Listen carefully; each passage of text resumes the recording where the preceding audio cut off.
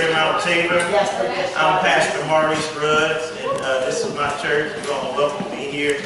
I'm so very grateful to have the city of Detroit here to come and to offer these various resources for you all today, and I'm glad that you all were able to come out and take advantage of these resources to get certain things done. I'm gonna just make this quick introduction, and then I'm gonna get out of the way. And I want to just give the city of Detroit, give everybody a great big hand.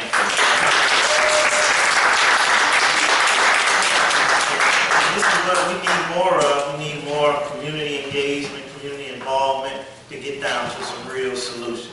All right? And so I'm going to get out of the way. I'm going to have Amy Woodruff to come. I'm going to try to give her a hand as she comes.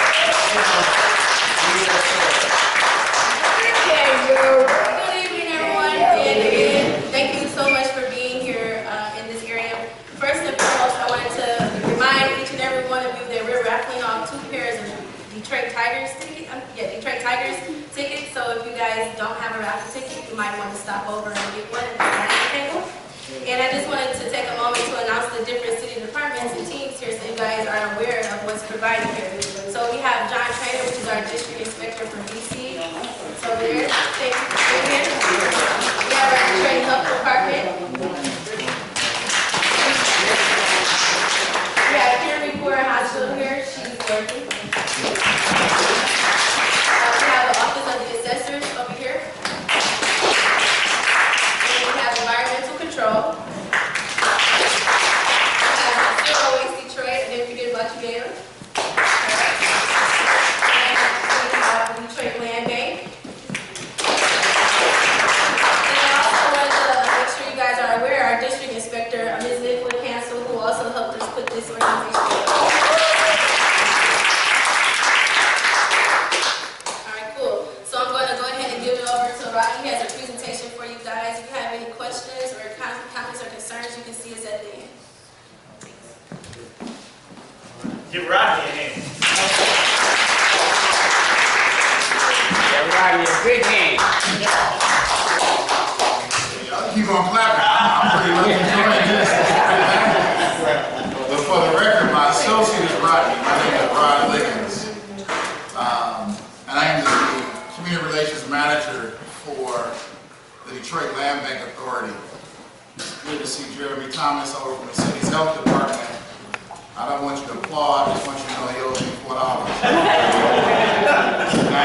I got you, John. Don't worry about it. You got them $4. But just to, I'll give you a brief overview of what we do, and then I'll answer questions. The Detroit Land Bank Authority oversees the city's residential properties. That includes sidewalks, houses, duplexes, and even 4-unit apartment buildings. Anything bigger than that is considered commercial. What we do is we have several programs that we believe benefit the residents of Detroit. The first one is the auction program. Now right now we have 97,000 properties. 2/3 of those are vacant lots. And a lot of times people think if it's a vacant lot, we must own it. There are a number of properties in this city that we don't own. We are the largest holders of property in the nation. Some say the world, I don't know about that. But our focus is, if there's a property that goes through foreclosure in Wayne County, Wayne County is obligated to auction them off, and one in September, one in October. If those properties don't get bid on or don't get sold, they come to us as a last resort. So the biggest myth I want to dispel here tonight is the taking of properties. Detroit Land Bank Authority does not take properties. If we were not here, you would have 96,000 properties that no one was doing anything with. So our focus right now, like I said, is the first program, which is our biggest program, is the auction program. We auction off 3 houses every day with a starting bid of $1,000. The bidding starts at 9 a.m. The bids only can go up in $100 increments. So you're not going to see a lot of folks like they do over Wayne County. You can drop 10,000 down and say, if nobody beats that, then that property's mine. You must bid in $100 increments. At 5 p.m., whoever has the highest bid is considered the purchaser of that property. That is not the end of the process. Actually, it's just the beginning. Because if you bid on a property from the Detroit Land Bank Authority, you must bring that house up to code and get it occupied within 6 months. You get 9 months if you're in a Boston Medicine District, because those houses are probably as big as this building we're in now. But the focus is, you don't just buy it and sit on it. That's why the land bank actually is here. How many of you remember when you can buy a house for $1 in Detroit? How many of you remember you buy it for $100? Well, we had some Donald Trump and Donald Trump wannabes. So they bought up a bunch of properties and then just sat on them. And they sat on them. And slowly but surely, blight took over, illegal dumping took over, crack houses, drug houses, dumping of auto parts, and sadly dumping of human bodies in these properties. So this is why when we say you buy a property from us, you will fix it or you will lose it. Now we'll give you 6 months. If you're starting to work on it and you hit a hiccup or a road bump, we'll extend it. But if we give you 6 months and you wait 5 months and 29 days to get started, we will be knocking to come and tell you this. We need that property back because we want to put that in folks' hands who are willing to fix it up and get it occupied. Now we know for a fact that every house that we auction needs work. There is not one auction property or one now property that's turnkey ready to just move into. But the game changer for this is if you have the skill set or you know someone that has the skill set that can put up drywall, put in electrical work and furnaces and water heaters, you are way ahead of the game. But even if you can't, I say on average $20,000 to $25,000 investment will get you a pretty decent house. And that includes a house that may sell for $2,000, $2,500. There are houses in the city right now, and I'll use my own house as an example. I bought my house 10 years ago. It's a foreclosed property, $7,500 on the city's west side. It's now worth $24,000. There are properties and the property value is moving. And people think that's a big deal when we say 10%, 20%. Well, if your house is only worth $10,000, now it's worth $12,000. We're waiting to see when it gets to that 20 and 40%, and that 50 and 65%. Because back when the housing crisis, the United States had a code. Detroit was on life support. Our property values were in the basement of the houses. We're now starting to move upstairs. Sadly, it doesn't move as fast with property values going up as it does going down. But what we're trying to get folks to understand and know is, at some point, you're going to have to want to invest in yourself. We have people paying $900 to $1,200 a month in rent, and that room ain't even this big. And I spoke to a single mother.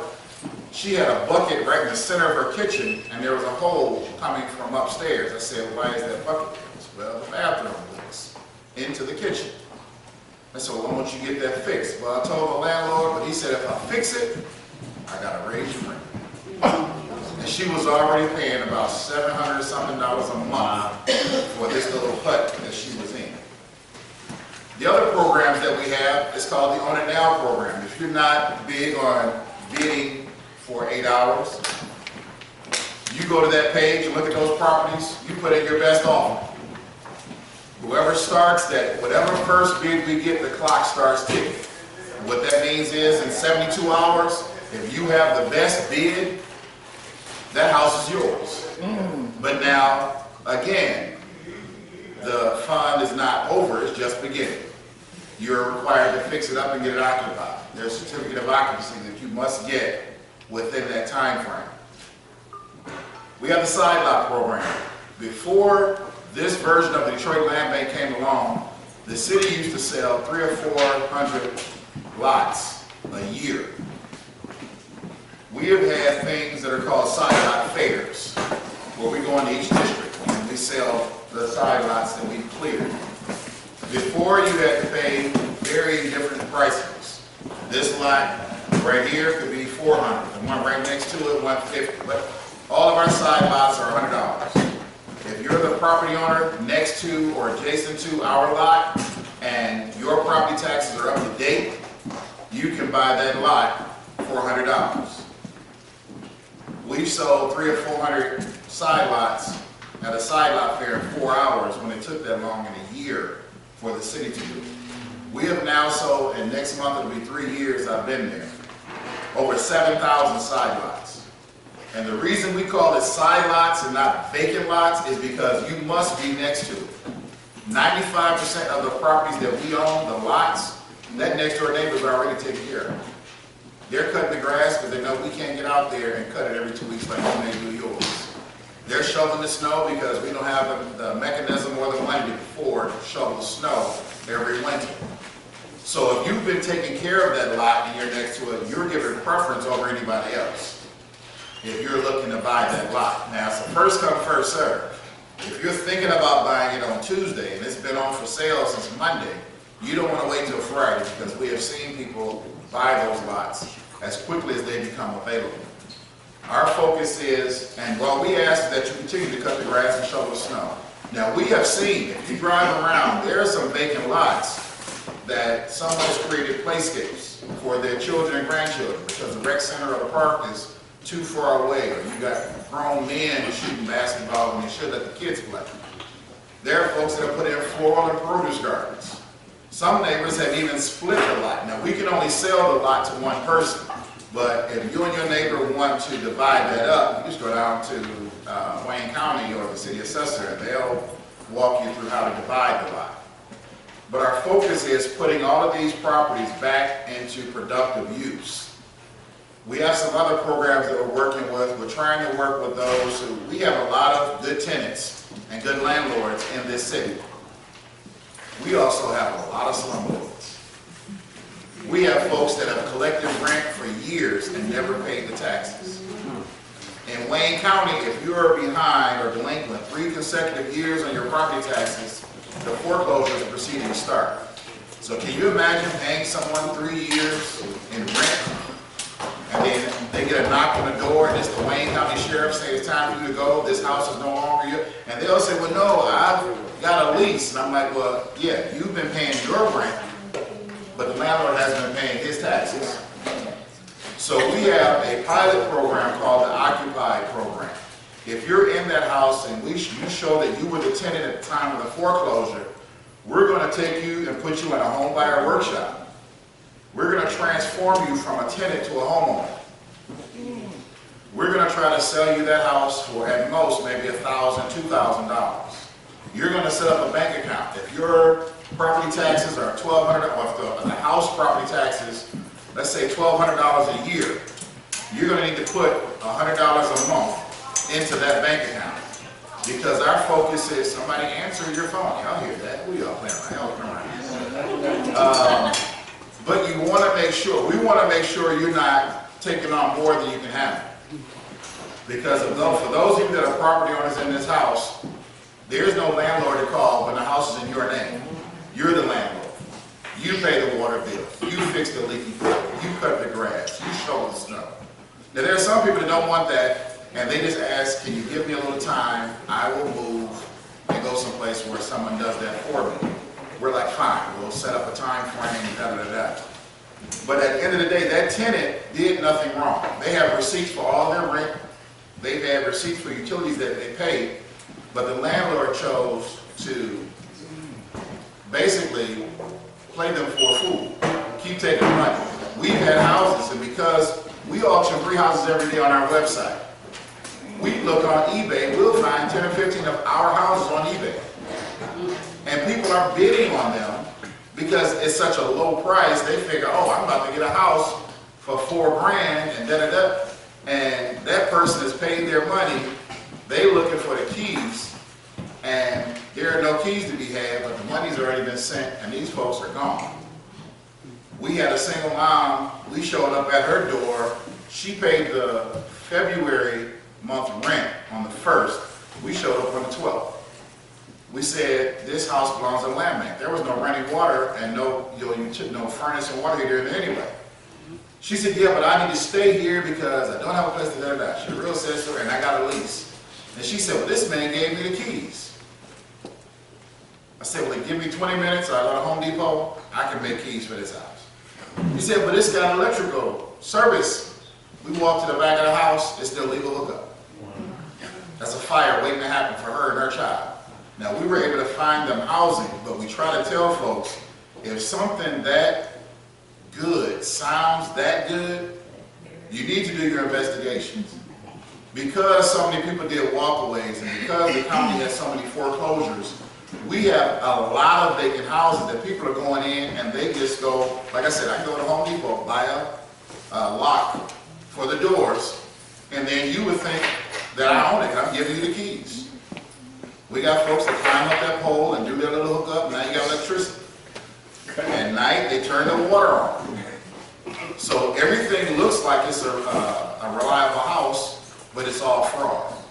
The reason we do this is because we know that there are a number of people in Detroit that either can't afford, don't want, or don't qualify for mortgages of $70,000, $80,000 to $100,000. So when people say that there's no way that you can own a house in the city, tell them to come to Detroit Land Bank Authority. It's going to take some work to get that house fixed up, but a house that you put $25,000 into, you're looking at a $35,000 to $45,000 house with built-in equity, because the property values on the entire block go up. When we tear down houses, the property value goes up 4% that day. But when you get a house that's fully now rehabbed and it's occupied instead of a house that could be a drug house or illegal dumping site, that's where your property values go down. And when we have 2 or 3 houses that we can do, and we own houses in every district in the city, and our focus is building our website, buildingdetroit.org, we're building up neighborhoods. I've told people this has been my home for as long as I've been alive. This is not a comeback. We never left. That's like when they say they discovered America and the Indians were here. That's just backwards. What our focus is, if you want to be in the chance to be a homeowner, here's your opportunity without having to go and get this major investment or major loan funds from a bank or credit union. And lastly, let me say this. We have a lot of banks in this city, this is me talking, that say they want to partner with Detroit's Renaissance. We want to be a part of this new whatever. If your money is in a bank and they won't loan you money to buy a house, why are you still banking with them? We have to make banks. If it's comfortable for them to keep doing what they do, and trust and believe, insurance is not the only red line in the city. There are banks that will say, oh no, we're not going to put money into those houses. But we know they have the money. We have to demand them to set up the loan and loan programs. That's it for my presentation. I'm going to take any questions for as long as I'm allowed to speak. Appreciate you. Yes, ma'am. Good share.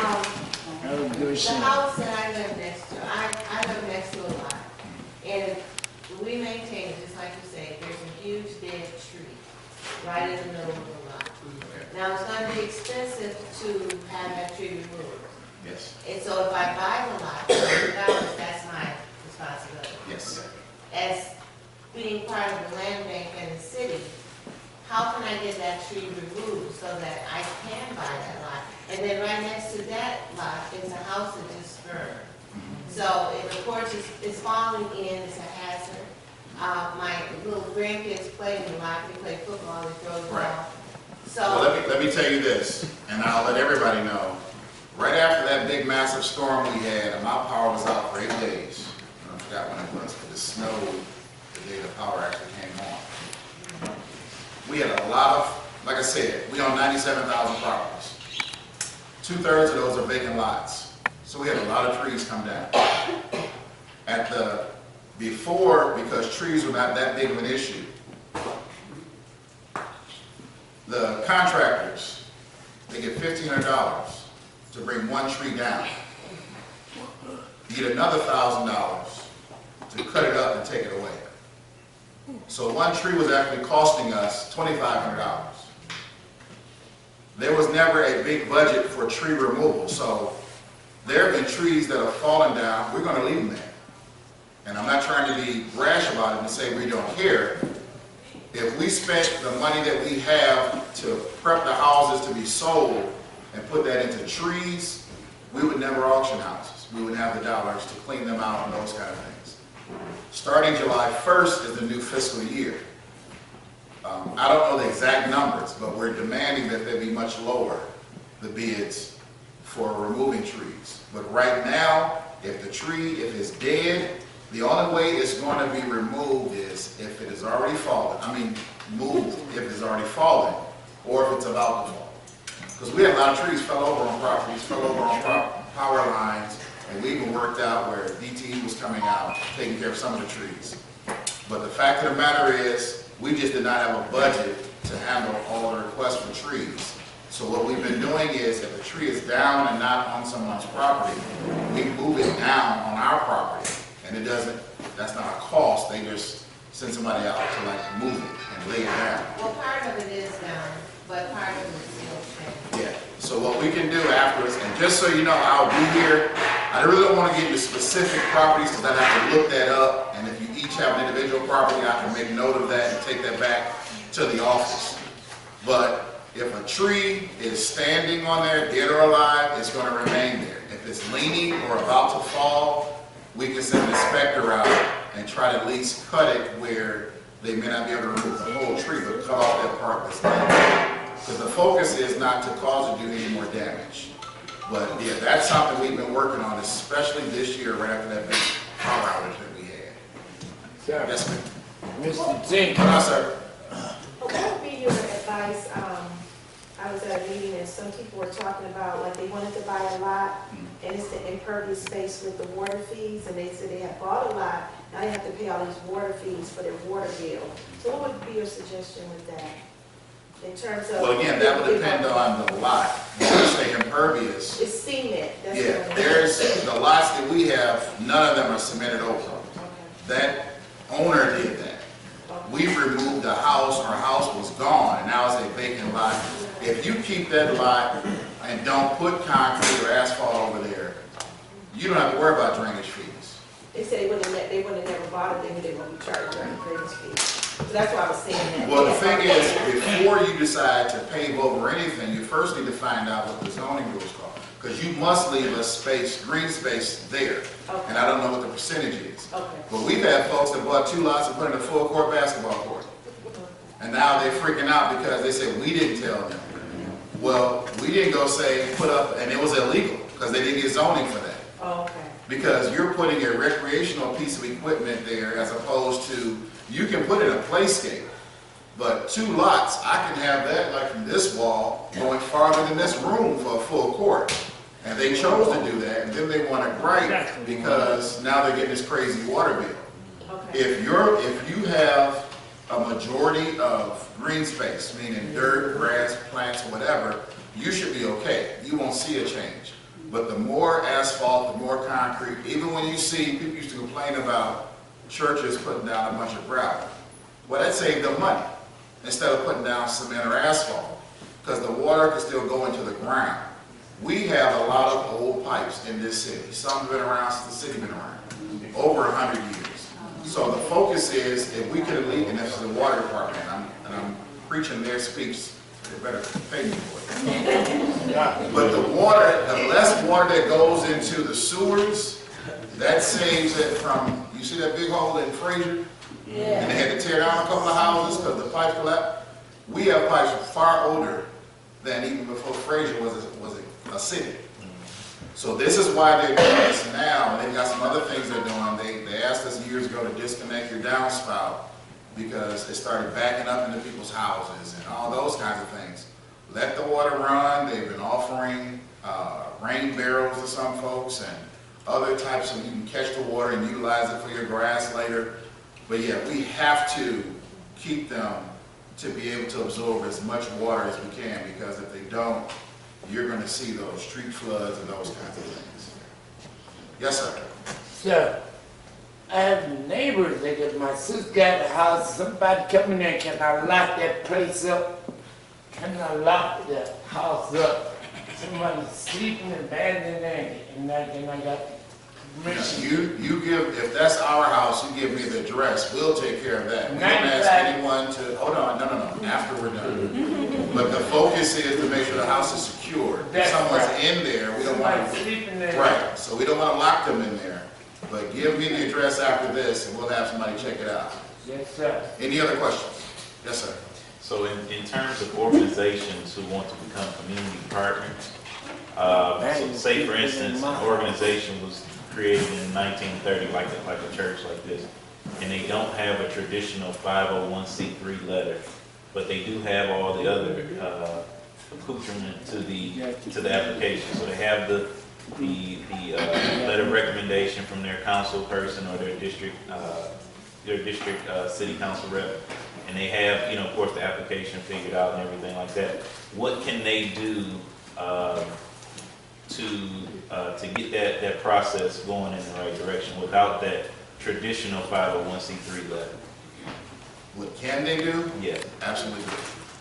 You must be a 501, you must be federally tax exempt. Okay. And 501c3 is just one of many. That's not the only one. Okay. What I recommend is if you are going to do that and you don't have your federal tax exempt status, find out if there's a community partner near that does.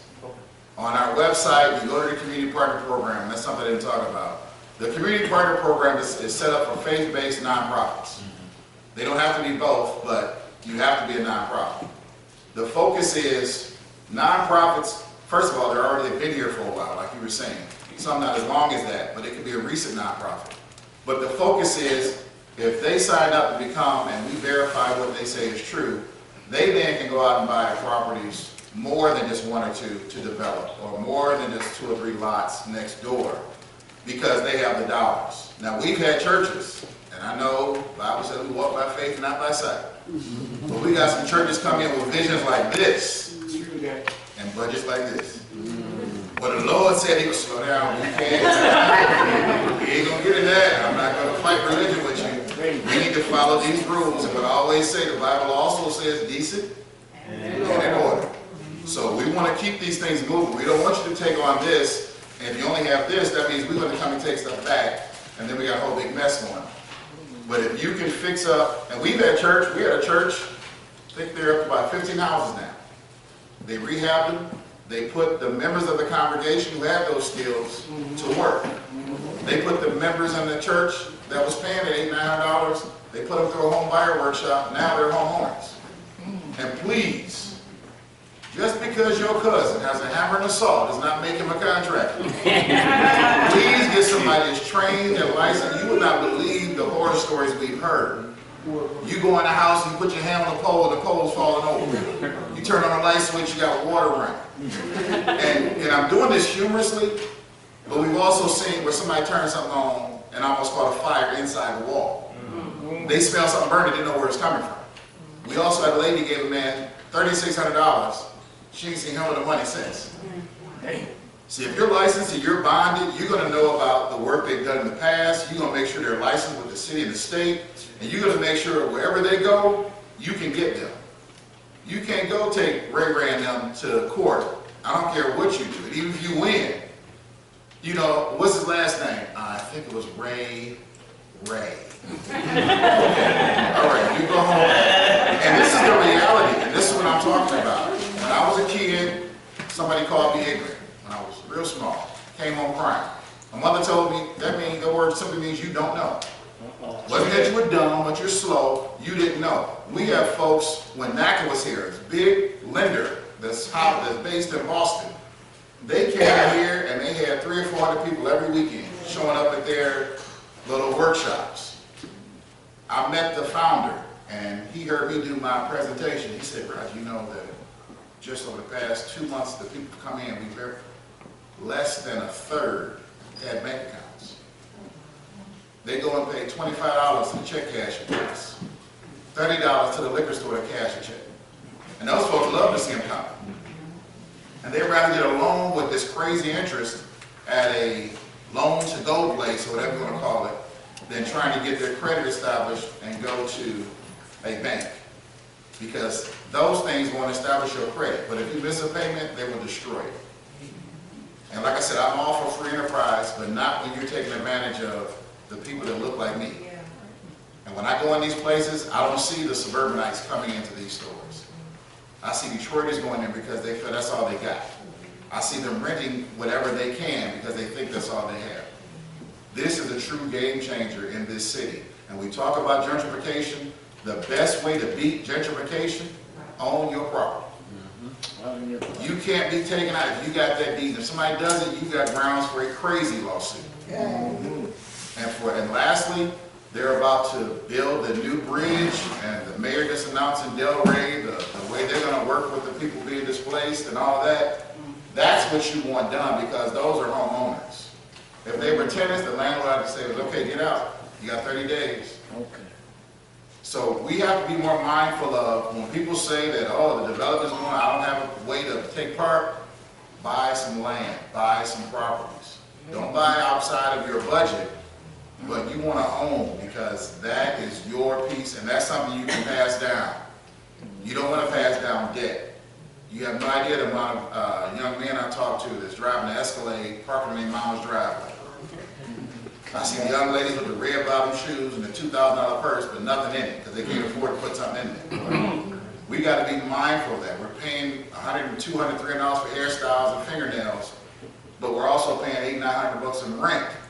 Something wrong with that, and we wonder why we're not moving. These are ways to do it, and if I'm stepping on toes, charge the head, not the heart. This ain't meant to be mean. This is meant to get people motivated to own properties. I have a married couple, millennials, fresh out of college, paying $1,200 for a house. I thought they were in Boston Edison or East English Village or Sherwood Forest. They in the hood. And she said, well, I don't want to have to take on a house note because I'm going to pay taxes and water bill. You paying this man's taxes. You paying this man's water bill. And he's sleeping wherever he is. And we know we've had property owners all around the world and right in our own backyard. But we have to learn to start investing in us. We want to build Detroit with homeowners. Tenants are great. Like I said, I was a tenant, then I became a homeowner, then I became a landlord. But it was a process. Okay. And I'm going to tell you this. I ran too fast. I got foreclosed on. The worst feeling I ever had was to come up to my house and see my stuff in the back of a truck. And they got this big yellow sticker on there saying, that's no longer my house. So I had to get a do-over. But the reason I'm stating that is you can do over. You can rebuild. I've learned now that just because that my max is $2,000 on my credit card, I ain't got to hit $2,000. And because they say the minimum $27, I'll be paying 14 years to pay off $2,000. But I had to learn that because I just saw free money. And I got my, and I'll end with this, I got my first credit card right before my daddy passed away. And I remember when they shut it off, and they told me I was going delinquent, they had gone collection it, I could just hear his voice cracking up. He said, boy, I told you. So I'm going to go back and rest now. So I just don't want somebody making those same mistakes I did to get to where I am, because I've seen people, my oldest brother, he has an 800-something credit score. He went to get his daughter a car, and he figured, they looked at him, they figured he was about a 500, 550. He didn't go into this stuff. They ran his credit score. His wife said the dude tripped over his desk. Was willing to go get him coffee at Starbucks, Danish from Tim Hortons, and whatever else he wanted, because they don't get that very often. I said, that's my goal, is to hit that. I don't know if I'll ever do it, but I want to maintain that, and I want to share that with anybody willing to listen. Any other land bank questions? Yes, ma'am. I just want to make sure that I heard you correctly. You said in order to buy the property that's next to you, you have to live to the right of that property. Does the house have to be vacant? I mean, does the house have to be torn down? That's to the right of you before you could own property, land? Well, if you want a side lot, it must be vacant. It can't have a structure on it. Can't have a house, can't have a garage, can't have anything built on it. Because when we say a side lot, a lot is when nothing is on there. Okay, but there's like two other lots that's next to that vacant house. Your property line has to touch the line of the lot you want in order to buy it. That means to the left, to the right, and even behind your house. But it can't be, there can't be properties in between your property and the property you wish to buy. So who do I see to get this house that's been vacant for almost 10 years? Well, you can check with me. I'll find out if we own it. Because, and let me tell you this, the same thing I said about lots, there are people that pay the property taxes on houses, they don't keep them up, and they don't live in them. But they don't want a foreclosure on their credit report. And and I know why, believe me, having gone through it. But we can verify if it's ours. You can also check with the Wayne County Register of Deeds. Whatever is the last name or record on a deed that they have, that's the property owner. Yes. Hey, how are you? Good. Thank you for coming and talking to us. Hey, I was wondering, okay, say a vacant house, they're working on it, they've been working on it forever, the house burns down. Land bank comes in and tears it down, but they're up on their property taxes. Why are we paying to tear that man's house down just because his property taxes are up to date, but the land bank doesn't own it now? That's what I don't understand. Why is the land bank in the business of tearing down people's houses that are up on their property taxes, but they still keep to retain the land? Yeah, I would have to check that on a property by property basis. Anytime a house catches fire and it had insurance on it, and this is something that I found out after being in land bank a year, there's called FIE dollars, fire insurance escrow dollars. There's automatically an amount that's set aside in the event of a fire that we're technically not paying for. We're using those FIE dollars. That's why I said we have to check and see if they were up to date on their taxes. They pretty much sure they probably were up to date on their insurance. So that's why a lot of burned out houses have been able to come down quicker than those that are in good condition. Is because FIE dollars. But that's still taxpayer money, or is that donated? No, this is whoever. If you paid into that insurance policy, that was part of the policy. Yeah, those aren't taxed. That's what I'm saying. And it's not the same amount that you would get for a full standing house, because if half the house burned away, they're not going to get the full amount anyway. So whatever is the FIE amount attached to those properties, and it doesn't attach to all houses. But we would have to look on a property by property case to verify if those were federal dollars used or were the insurance dollars used. Okay, thank you. All right. Anyone else? All right, well, thanks for having me. Thank you, guys.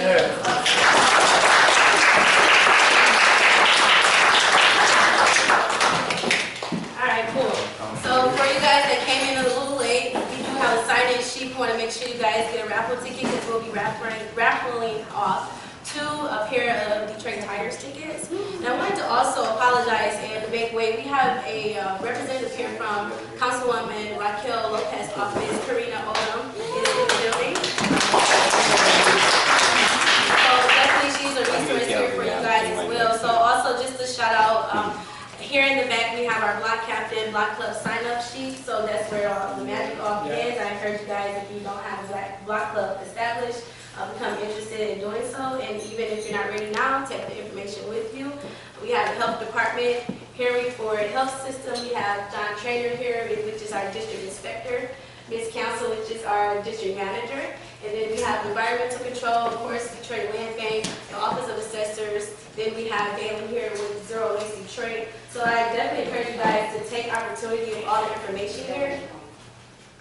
Yes, and then I also want to introduce Dustin Campbell. He's here with Wayne County. So he's going to make himself available to answer you guys' questions for about 2 to 3 minutes. And then afterwards, we'll continue the fair, and then we'll also announce the raffle. Man, you tell very proud, young lady. Very proud.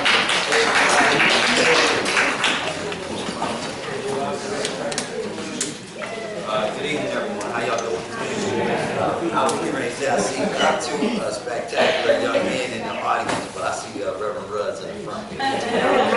So I ain't gonna say too much about his sons. I see them around the city. I see them in and outside of the city, always doing some positive things. So I just definitely want to give both of y'all a shout out, because I see them in places that I don't expect to see people, and they always doing the right thing when I see them. So thank God I'm always doing the right thing. So what I'm gonna do, I'm gonna be brief, okay? I didn't bring much, all right? I got some 2017 Wayne County Park guys. I'm gonna give everything to the pastor. So he's gonna dish it out, and you all should have enough, hopefully, to go around, all right? These are some information guides, all right? These are valuable because a lot of the county departments, like a lot of people I get, well, why doesn't the county clean the freeways? Or why doesn't the county provide cleanup crews to be able to come and help do cleanups in the neighborhood anymore? Well, the county was in a same financial situation that the city was in. All right, so in order to keep from having to talk about bankruptcy and these types of things with the county, we had to eliminate departments. All right, so this is important because it tells you every county department and what it does right here in this 2017 guide. You need to get one of these guides every year that it comes out, because sometimes the county adds a department or will get rid of a department based on the budget. Okay?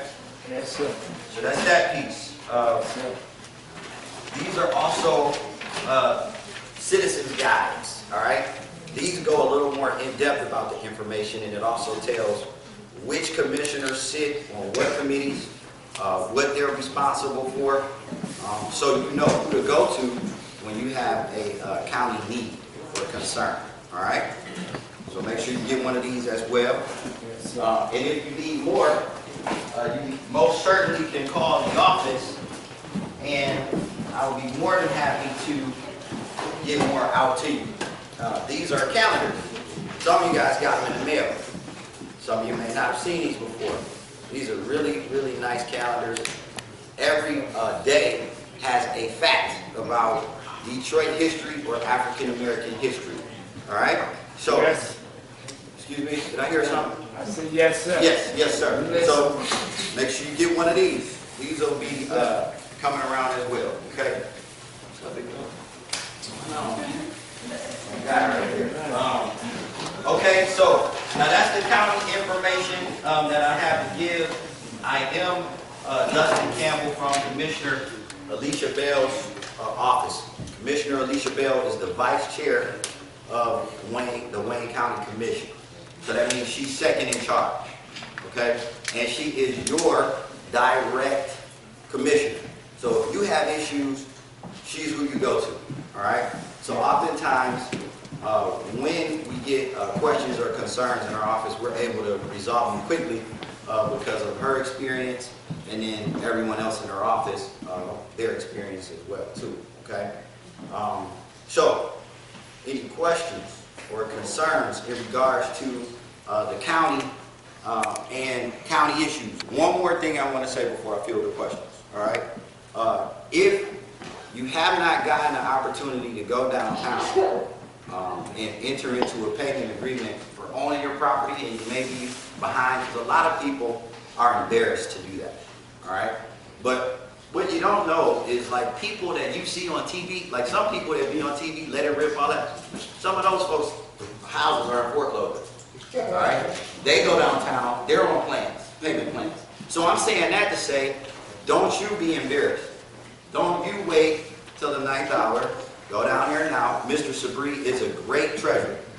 One like we haven't had before, okay? He's willing to work with the community to keep you in your homes. He'll say that till he's blue in the face. He does not want your house. We don't. Did you hear how he said it's too many properties?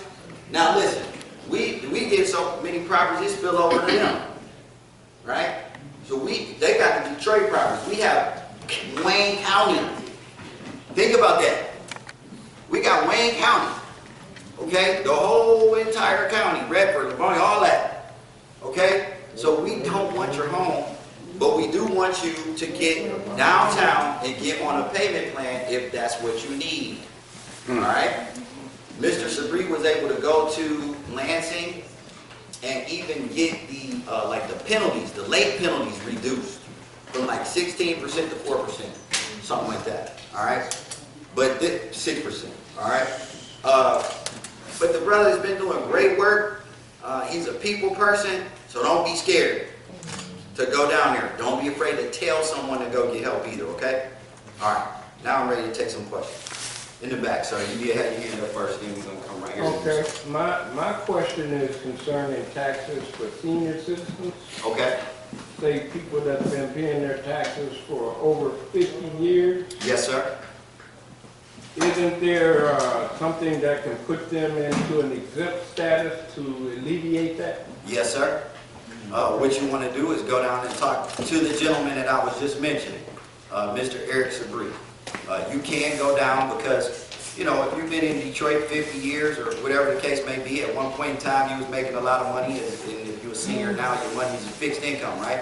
Yeah. So you can go down, you can report your income, and then in some cases, some seniors are even dismissed from paying taxes at all. Okay? So please go down if you are a senior. Right? All right? Right? It's good, isn't it? Everybody like free housing, don't they? You want to be a senior now, don't you? Yeah. So please, once again, brother, great question. Go down there, enroll in the program. Let them know what's going on with you. All right? How do you spell his name? S-A-B-R-E-E. There you go. First name Eric. Okay? Another thing that I'm gonna mention, and I'm him and you, okay? The kiosks around the district, they're all at Rite Aid. I ran out of newsletters, okay? But you could go to your local Rite Aids, and I'll bring it next time, or I'll get some newsletters so that you all have the locations in the church. But you can go to the Rite Aids now. It's like a one-stop shop. You can pay your water bill, you can pay your light bill, and you can pay your taxes, all at a Rite Aid, at the kiosk, all right? Just makes life easier. Some people, you know, don't do the credit card thing. Some people rather just go downtown and get themselves, suit yourself. I'm just telling you that at the Rite Aids now, you can make it real easy and go in and handle all three of those bills, okay? That's an FYI for you. Okay, sir? Right here. No, I just want to say, Ma'am, I'm coming to you after this, gentleman. 1 Club, you say go downtown, but you got the address or something like that? Now, you guys know where, Fishbone. Fishbone, okay, yeah. It's upstairs. Monroe? Monroe, 400 Monroe. Oh, 400 Monroe is the address, but you know, it's not like it's on the Did you building. set up all, like, you know, paying, and then you can set up, like, how you want to pay it, you know, like, get on that, you know, budget plan down here? Yes, they'll set a payment plan for you down there, and they will explain the rules and regulations to that payment plan. Once you get on that payment plan and you agree, You gotta stick to it. Right, stick to it. Look, what is it, man up. Don't tell them you're going to pay and you ain't going to pay. Right. All right? But who set up the plan? But who set You up? tell them how much money that you can afford, they gonna tell me how much money. You don't dictate. They're gonna review what you owe. They're gonna review what you earn. And then they're gonna come up with a number. You can't dictate the number, but you can choose to commit to the number or not. Okay. Right. Right? If that number is too high, okay, because That's according to the income though, right? I'm not telling you what to say. Right? But I'm just saying. But I'm listening. All right, but I'm just saying. Right? Hey, I only make X amount of dollars. Right. These are my business. But what you guys don't know about is this, that, and the third that I have to pay for, my little crumb snatchers that I got into.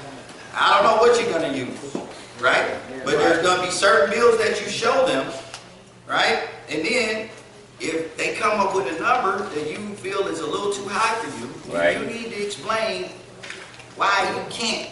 And it needs to make sense. Well, I support my grandkids. I take care of my kids on, you know, something that you do to help the community or help your family, where it's taking that money and you can't meet that number. Right. So that they can justify going underneath the payment plan that they set up. Right. Okay? Okay. All right? So they'll work with you if you work with them, my brother. Okay.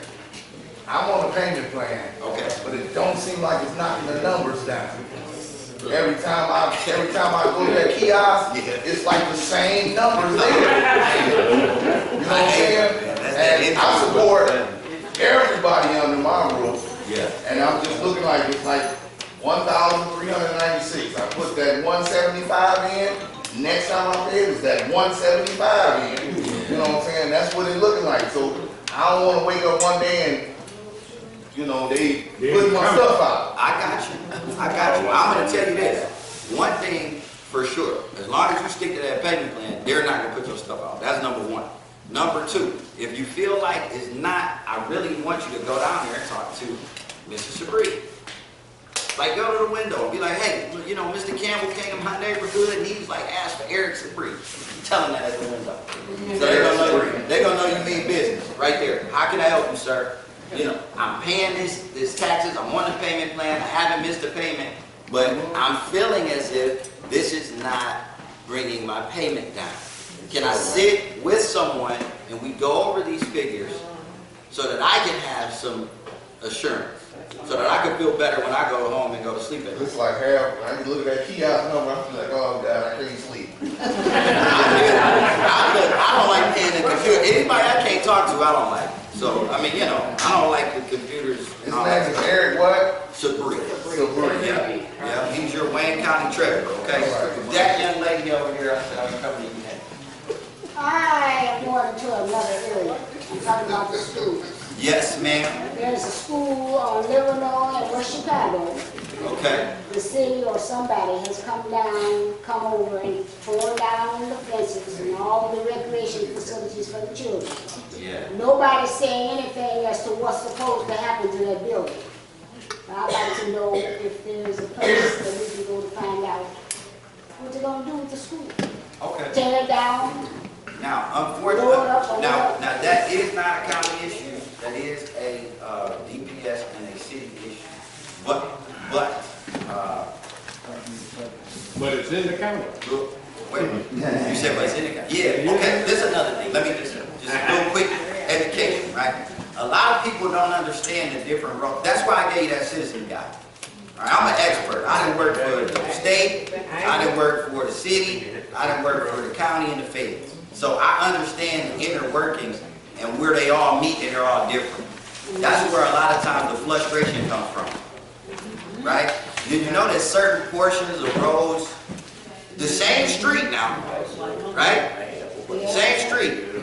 Let's say we're riding down, what's that, Schoolcraft, and we headed towards Telegraph.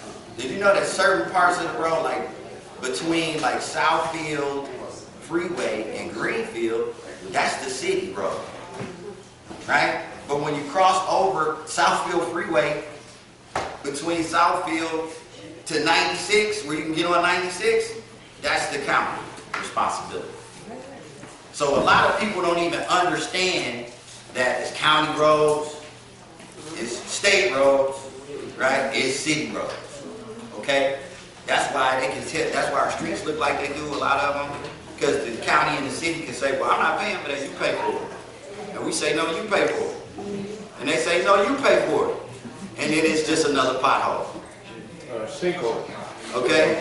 So the reason I'm saying that is just because all these different inner workings, ma'am. So that dealing with the schools is a DPS issue.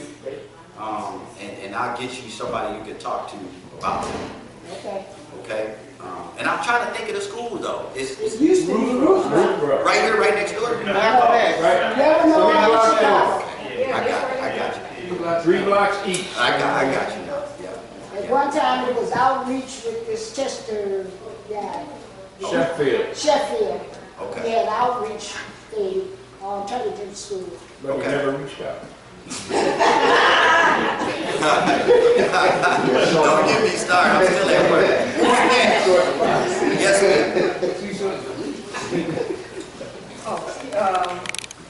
My name is Barbara. I stay on Brighton. What I wanted to say, like far as, keeping the area clean, because I stay in between 2 lots, and I keep it cut myself. And it's not to say that I'm buying, but I like stuff to look nice. Yeah. Okay? And at times when the people, the city come to cut the grass, at times they have do, but if I'm there, I'll be like, you gotta go a little further, that'll help me, and they did, But what I'm saying is that,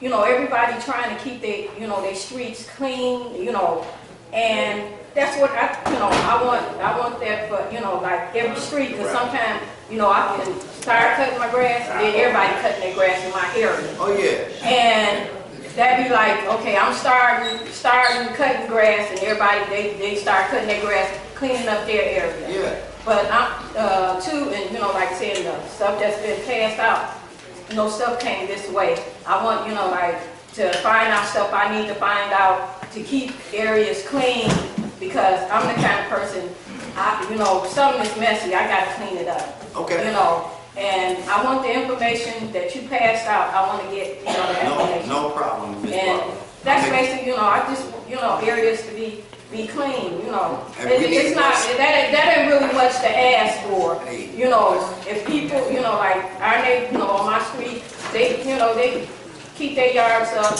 keep, you know, like the paper, you know, how the wind blow, paper go everywhere. And then like right there on the, you know, Westfield, people be dumping stuff right there, but they'll pick it up. But the fact of the matter, it could be clean, and then all of a sudden they throwing more garbage there. You know, tires and stuff. That don't make no sense. Honestly, they know that the people are not going to pick up those tires. Yeah. You know, and I just feel, you know, like I be trying to pick up this stuff, but you know, to a certain extent, I pick up stuff. You know, but the thing is, them tires, they got to go. And how do you? Now, Ms. Barb, I got you. We need more citizens like you, and that's very good. I want everybody to listen how she led in her neighborhood by example. And a lot of times when you do a positive thing like that in your neighborhood, people do take notice of that. And it will inspire them to go out and sweep their porch up too. They said she's doing a good job. Wish we had more people like that. I said, I'm going to do what I got to do. I stay on this. And that's it. You just worry about being your own leader and making sure your stuff is the best that it is. And everybody will take notice and she'll fall in line. Now with the pickup of the tires, does everybody, I mean, most people have a smartphone. Do you all have the Improved Detroit app on your phone? Like download it on your phone? Everybody. I swear by that app. It makes my job a lot easier. So a lot of times I don't even have to like report stuff to the county. I just use the Improved Detroit app. And I can take a picture of it, right? And it'll send all the information to the proper department downtown. And then they'll come and handle it without me even saying or doing anything. Okay? So if you have that application, for instance, those tires dumping, because I live off Westfield too, right? Further down. So they're gonna keep dumping. They've been dumping since I was 10. So they're not gonna stop, right? I mean, I don't know, unless you live on a different way, right? They've been dumping since I was 10. So they're not gonna stop. Right? So what you gotta do is make it easy on yourself, go out there, snap a picture, and send it right into the city. I can just make it easier with you not having to call. But getting people to stop dumping is a mental issue. Like people gotta change a mentality and a spirit. So that's a little bit deeper, right? One other thing. Okay, it's like 3 houses that's by me that need to be tore down. I've been over in that area, be 9 years this year. Yeah. And they keep saying they're gonna tear them down, but they haven't. And one house got caught on fire, and you figure that they would tear that down right, you know, right then and there, you know. Well, Ms. Barb, the list, I can't explain to you how far behind the city is and the county is when it comes to demo. It's just, I can't do nothing about that. The only thing you can do is call, and remember, the squeakiest wheel gets the oil, right? So this is all it takes for that house. A call once a week to the mayor's office. Do you think somebody calls once a week to the mayor's office reporting the house? Do you think that happens? No. Because why? Because we report it and then we give up. Oh man, I reported it once. Why didn't it come out? Unfortunately, he's overworked and underpaid. So am I. Preach. So he's got this crazy, all this work at his office that he can't even keep up with. All right? So it's just the way it is right now. Right? But if you keep bugging him, I know this for a fact. I get anything I want out of him, I keep bugging. How you going through praise and an arrow? Right. I gotta apologize to him because I just gave his number out in public and everything. I'm okay with that. Let me just say this before you go off. Like I said, if you have specific properties, see me when this concludes or if they have breakout session. Okay. We can at least look up some of those and verify we own them and see where they stand. If we don't own them, we definitely can't unless we go get an order because of how far damaged it is, and it's a health threat. But see me out. Okay. And it's between the county and the city who owns it, so one of us should be able to help. Okay. Go ahead, sir. I know I sat in a room with a magistrate who was specifically handling the blight case.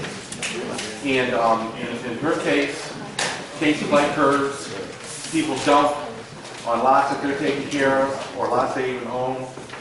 And they go to move that or to even congregate all that into a pile, call DPW, DPW comes out or whoever comes out, cites them, gives them a citation for moving and piling all that stuff up like they were the ones that blighted.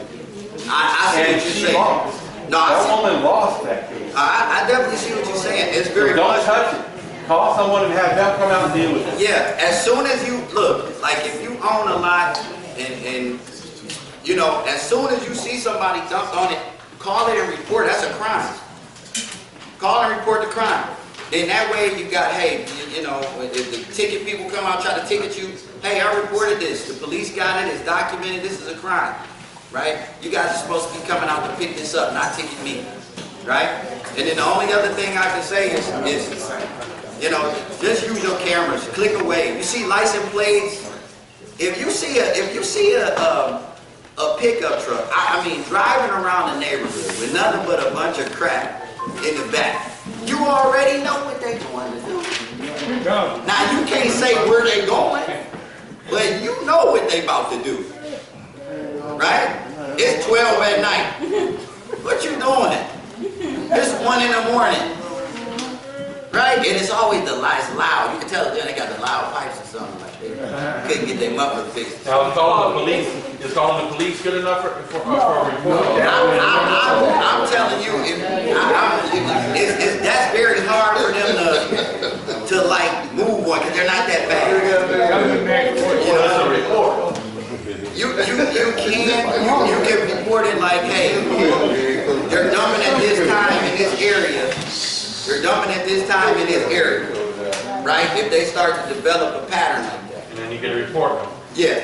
Other than that, I mean, try to, you know, snap a picture of that license. So would it be DPW would get a hold of it at that point, or your city councilman? Who would you ultimately report back to, so that you don't get a blight case?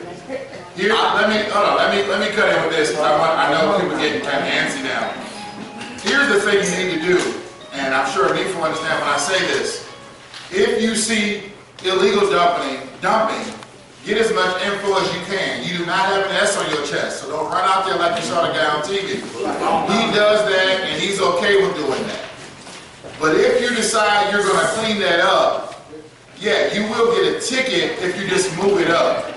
What I want you to do is coordinate with your district manager and your deputy district manager. They can coordinate with the city to come and pick that up so it's not sitting out there. Because people think, hey, I moved to the curb. Yeah, but we didn't know, they may not have known it was way back up on a lot or in someone's garage. It just looks like somebody dumped there. But we have to coordinate. When you say calling somebody, reporting it is fine. But you want to give them information. But if you're really consistent about cleaning up, make sure you coordinate with the city so they can pick it up. Because if that pile stays out there for longer than a week, people are going to think that's a dumping site. And they'll bring stuff over there. So that's what I mean about just be aware. I saw a city truck out today picking up old mattresses a block from my house. Because we told them it was there and it was in a pile. But don't assume because when you do your trash, that claw has to be ordered to come out. That dump truck has to be ordered. Advance doesn't have that on their regular route garbage truck. So that's what I'm saying about coordinate with your city leaders. And they will make sure it's picked up. But please, if you do nothing else, be vigilant. I know, like Dustin was saying, you can't be out there 24 hours a day. Everyone doesn't have a camera. But if we just do more than what we've been doing, if you're doing nothing, please do something. If you're doing something, please do more and get 2 or 3 other folks to do it.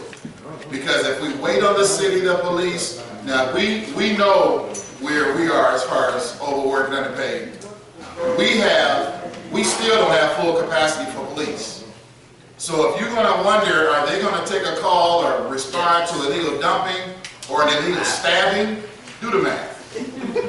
So let's just be vigilant on that. Like I said, I appreciate the fact that you were seeking to clean it Go out there up. with your camera phone, hit their license plate and walk away. No, I'm talking about not knowing who did it. No, listen to what he's saying. He's saying report it. What we want to do is, I want to keep the meeting moving because now we're having a back and forth. We got a group of folks here. We can talk offline about it, but I just want to let you know there are options that do work. Even if we can't just call 911 and I they just come brought right that out. up because she had mentioned. That's fine. Yeah, it's a good question. Is there any other questions? I have a question. Yes, Maybe ma'am. we can wait for the Nice. next person. Go. If, and this will help the commissioners, I found out Sunday at our community meeting that our water is going up again 1.8%. Our water bill for the Detroit citizens. So we're fighting the city of Detroit, we're suing the city of Detroit for our church and water fees. Can we reach out to our commissioners to join us in the fight with our city council? Please with do. these water fees? Please do. Because we kind of reached capacity and our water bill is going up again in another month, it's going up again in October, 1.8%. So we're fighting. You know what? Unfortunately, once again, I'm at work. I do not want to get started on the water because I want to tear the city a new one. All right? That's not a city issue or a county issue, so I'll leave that alone. Okay, so that's what I was But you send the information to us, I'll get it to the commissioners and definitely see if they get And I on can board. come to the meetings as well, so. Okay, no problem. Any other questions, concerns, dealing with some county issues? Yes, sir. I'm gonna pass these out too. This is a little football team, little league football team. You got some little knuckleheads in the neighborhood. Send them to this team, okay? All right, go ahead. You might want to start at that. One more question after this. Just one more question because we have to move. All right, so I'm gonna do this. I'm gonna give out the office number. The office number is 224-0936. That's area code 313. Your Wayne County Commissioner, Alicia Bell's office phone number is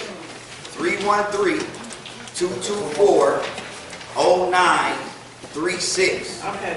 If you can't reach me there, there's one more number you can get.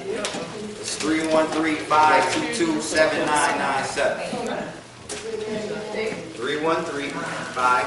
313-522-7997. Can't reach me in the commissioner's office, okay? All right, thank you so much for your time. All right, guys. So I want to take the moment to introduce Shannon Fitzpatrick. She is a member with our Department of Neighborhoods team, and she played a major role in helping us put this together. So she's going to call out the first pair of raffle tickets. It's going to be for this Thursday at 1 p.m. for the Detroit Tigers. So if your number is called, you and another guest are going to get. They haven't been good lately, so you have to bring them good luck. Who's your guys? So the first one is, that's a good one, is 0245993.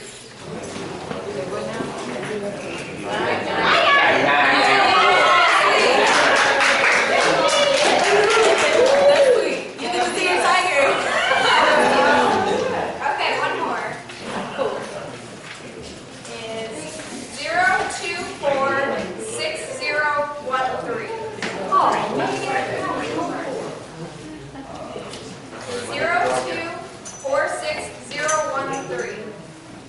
0246013. You know what? That's my brother's number. Can I go check?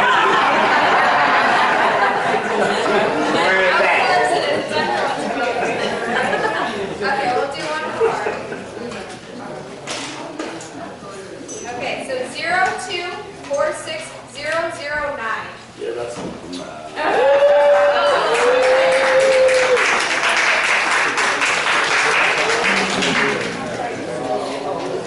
All right, cool. So congratulations. I hope you guys have a great time. So, Oh, you got more tickets in there? No, sorry. I only have the 2 pairs. So now we have our ladies from the Office of Assessors. They want to talk about the Homeowners Tax Assistance Program. And then afterwards, we'll have a moment with our environmental control.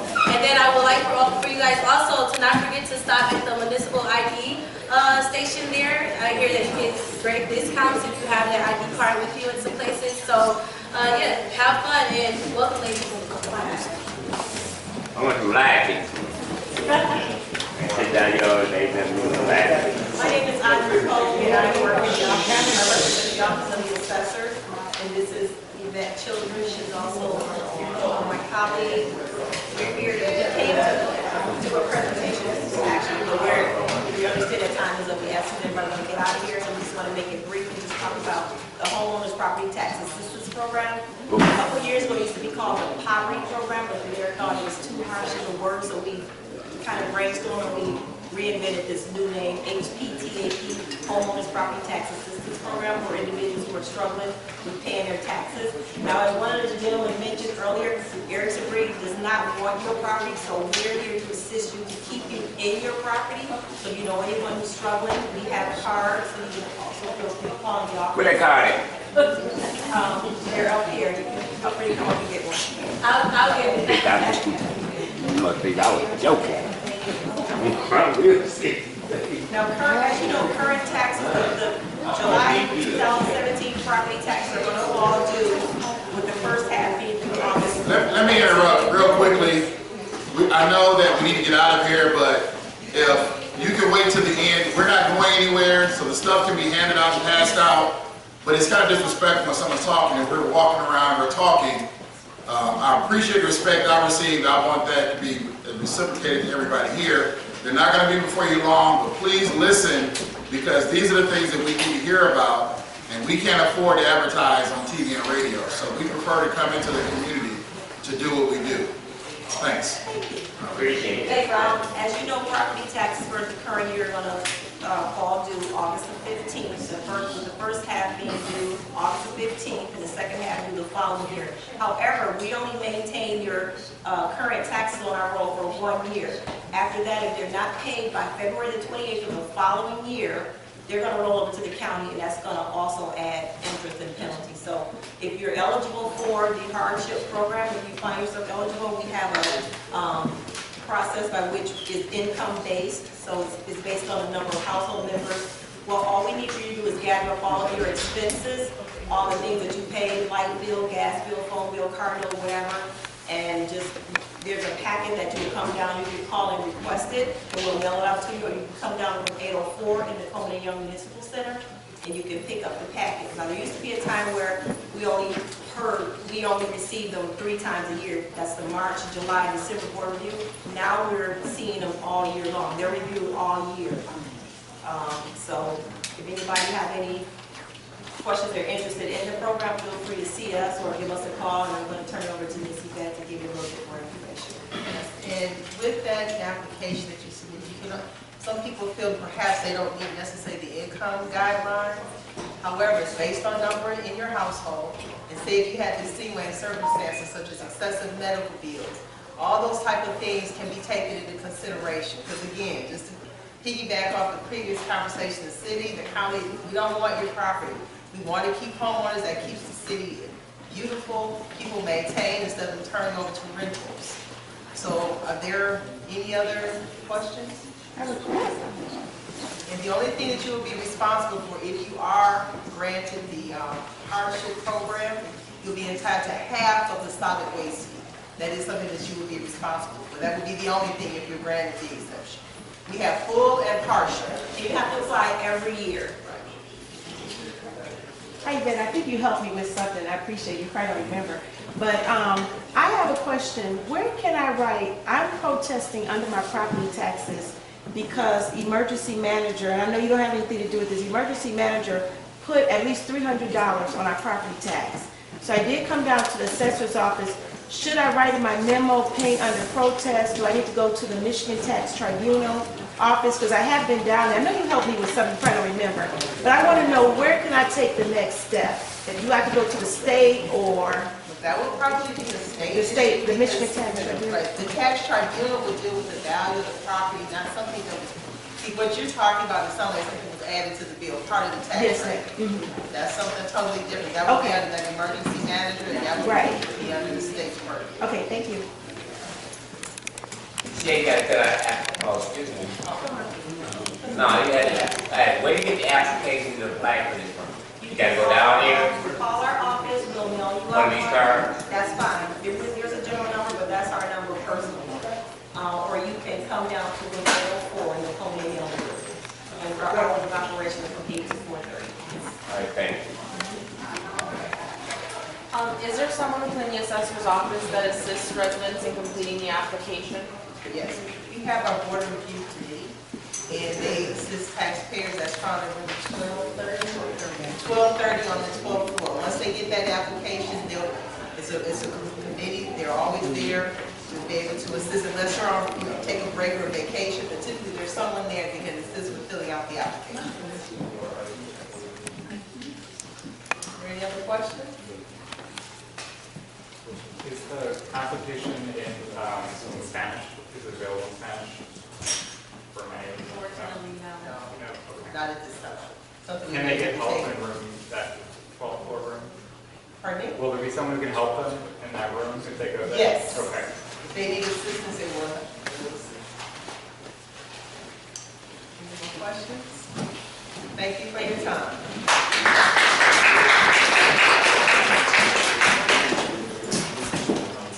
All right, and now we have Rhonda Tidwell with Environmental Control.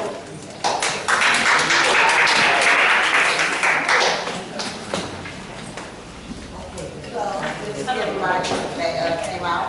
I'm with the DPW Department of Code Enforcement. So I'm the one that gets with the illegal dumping. So the situation that he kind of described probably actually did happen. When they go to court, the hearing officers, they're like independent contractors. When you see someone illegal dumping, it's best to go to your district manager, like you said.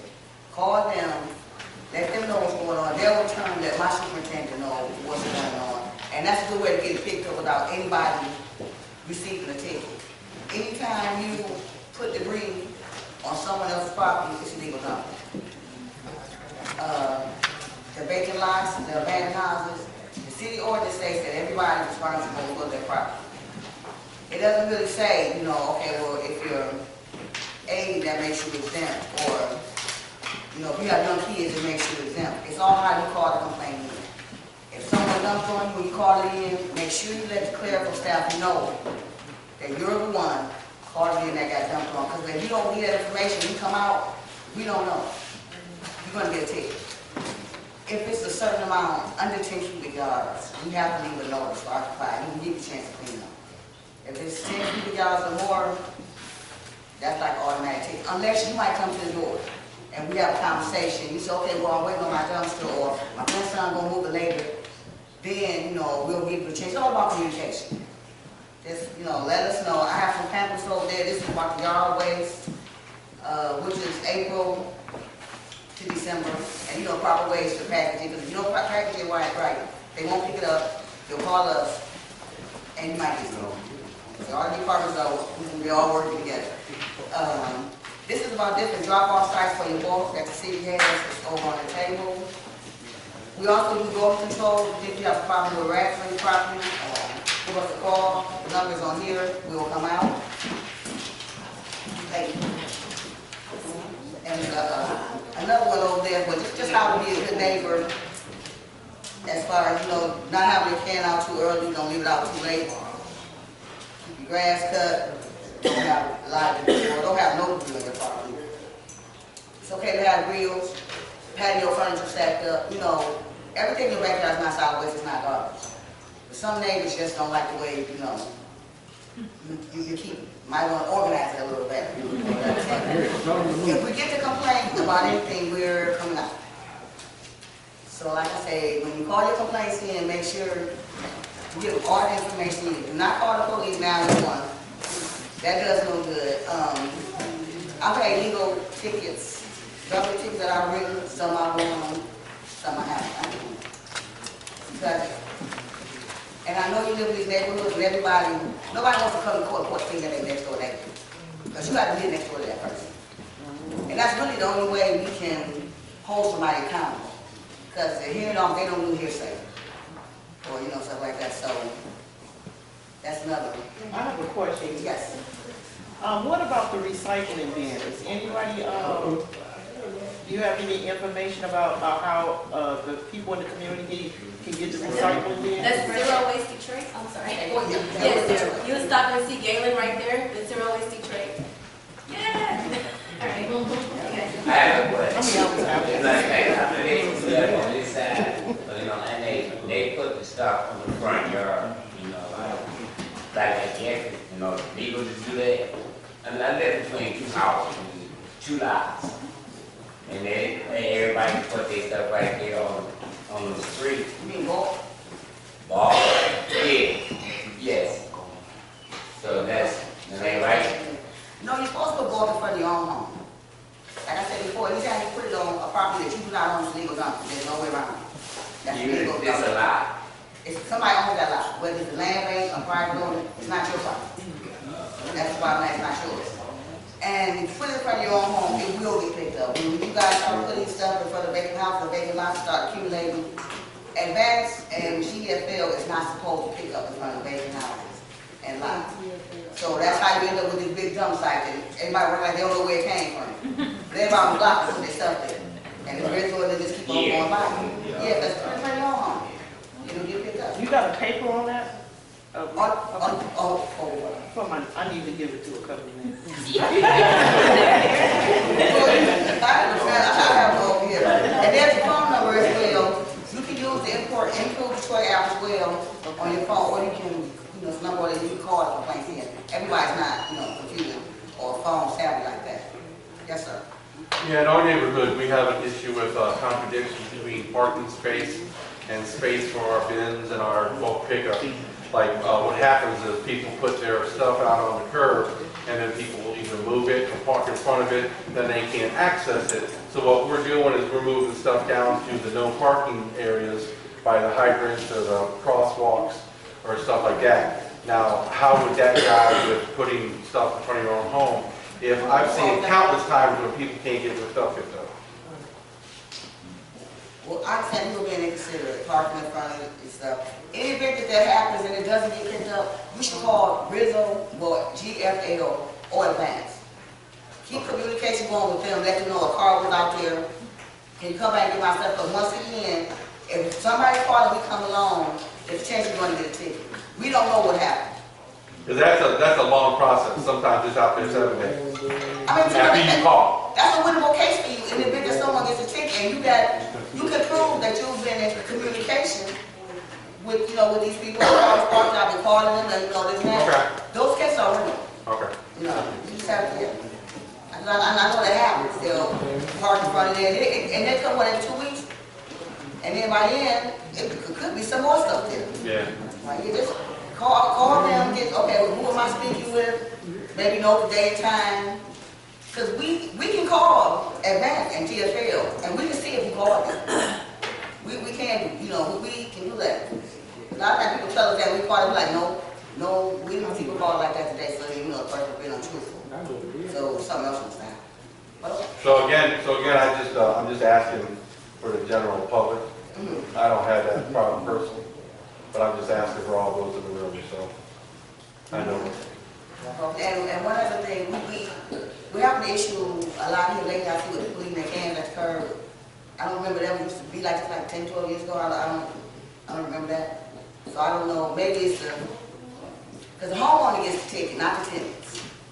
So if they leave a dumpster in the street and don't pick it and don't remove it, right? It's a flyer over there with information. I mean, it's over there. Yep. It's a certain time. You can put it out the day before, after 6 p.m. And my neighbor said he don't feel like taking it back. Okay, well, you know what? Okay, well, give us his address. What I do in my neighborhood, what I do in my corner is I take my neighbor's can in for him. If I see my neighbor's can out, he might be gone for the weekend or something. So, you know, it's not that hard to roll somebody's fault. If I have an older neighbor or a handicapped neighbor, that's only the right thing to do is to take theirs to the car. Or if they're going to come home from work. But now that my neighbor is 20 and 30 years younger than me, they should do their own. They're the youngest couple on the block and has the worst house on the block. Those tickets are kind of hard to do. Unless it's your neighbor's can. You know, your neighbor like you, they can get it from your home too. And also, if there are vacant containers in front of vacant property, I mean, empty containers in front of vacant properties, you can call those in, DPW will come out and get their can. If it's vacant property. They don't really too much come out for occupied property. Somebody might have 2 or 3 cans, we don't really, too much get into that, but these vacant homes will do these cans at the curb. DPW come pick them up. And let me just say this, I'm not trying to interrupt what you're doing. Report those cans. Thieves use these cans to tow their stolen materials. My house got popped twice last year. If you see some idiot rolling down the street with a Corville container, call the police. I'd rather have them checked than knowing that somebody's missing their TV, Xbox, or whatever else. And the police want you to call them. Exactly. And they also use them if you're light enough. I couldn't do it, but if you stand up on top and get up to that other window that may not be locked. We have to be smarter. When we go to work, they go to work. When they think you're at work, what they did at my house, they banged real hard. I was already at work. My neighbor down the street heard. They say what they do now, they bang so hard that even if you're asleep, you're going to get up and wake up. My neighbor came down. She saw the van in my driveway. She took the license plate. The second time they broke into my house, they couldn't take anything because I had a big TV that sits on the floor. Curtis Mathis. They took my furnace. And they were working on the water heater when she came down the street. The police came out, they fingerprinted, and the only reason they did that was because she had that plate. 2 weeks later, these morons were found caught doing the same thing in Warren, Michigan. And they kept the police said, there's probably some kids. The dude had salt and pepper dreadlocks. This was a grown man.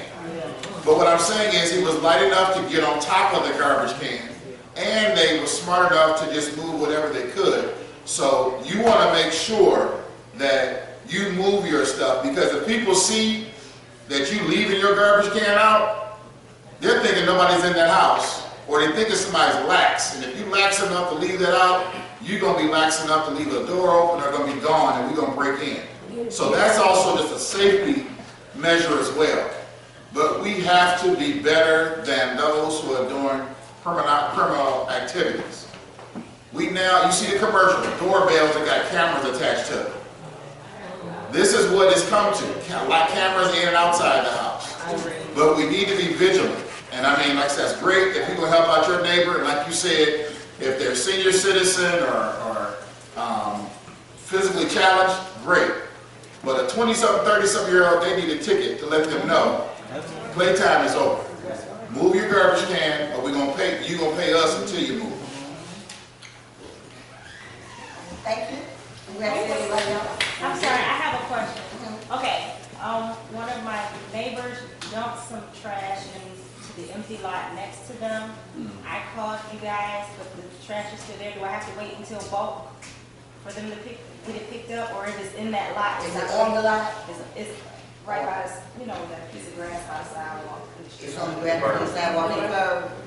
Well, usually DPW, if the land bank owns it, well, actually, two things happen. If the land bank owns it, the DPW is going to pick it up. Only at the curb. They don't go up on vacant lots to pick up debris. If it's a private owner, they'll be issued a ticket. DPW will pick it up and give them the cost. They got a ticket and the cost of cleanup. Now, if it's still there, it could just be that DPW can't pick it up yet. Okay, so once the bulk betty passes, if it's still there, I can call you guys back? It's on the vacant lot? Yeah, they'll do that, because like I said, they're not, Rizzo and, GFL and Advance are not supposed to pick up on vacant lots. Right. That will be the city coming out. But yeah, you call us back, and if you keep getting piled up, or go to your district manager, put it in through there, then they'll contact my superintendent, and that way will get picked up, with no questions asked, basically. Okay, thank you. Okay. Back there? Yes, I have a question. My dumpster is, I've had, they first passed them out and it's down. I need a new one. How would I get a new one? New what? Dumpster. What container? Yeah. You're in this area here? Yeah. You would call, Advance, I believe. Advance brings out the, I think they're $25 That's what you I paid the first time. pay first time. Yeah. Okay, well, call advance, and they'll bring you out. The city don't issue out for residents anymore.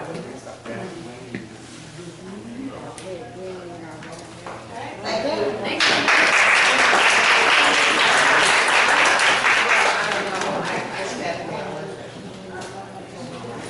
Okay, all right, everyone. So thank you so much for coming out this evening. Feel free to stop by if you guys haven't checked out each table here. And Jeff and I are available if you guys have any questions or concerns for us as well. Have a good evening. Just before you all leave, I want to thank each and every one of you for coming. Probably be doing this again. You have your contact information and we'll be sending out information soon, all right?